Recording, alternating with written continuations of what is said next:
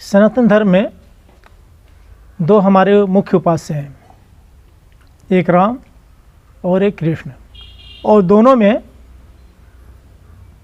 धर्म की रक्षा है, धर्म का पालन है और दोनों में धर्म की स्थापना है। लेकिन देश काल स्थिति परिस्थिति के अनुसार कोई भी धर्म जब वो परिभाषित होने लगता है तो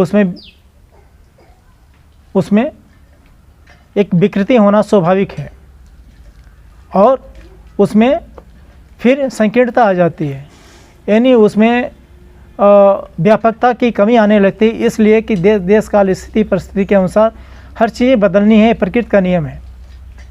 उदाहरण स्वरूप में राम भी हुए थे, कृष्ण भी हुए थे, दोनों में धर्म की स्थापना थी, लेकिन एक में सत्ता संघर्ष है और एक में सत्ता त्याग है। रामायण की पूरी कथा ही सत्या त्याग के आधार पर आधारित है।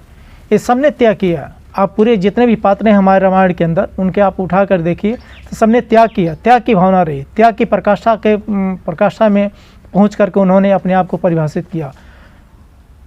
यहीं आप द्वापर युग कृष्णावतार में आइए, उसमें भी धर्म की स्थापना है, लेकिन उसमें धर्म की स्थापना क्या है? सत्ता संघर्ष की पूरी कथा ही एक तरह से महाभारत है। धर्म की स्थापना दोनों में है, लेकिन देश काल स्थिति परिस्थिति के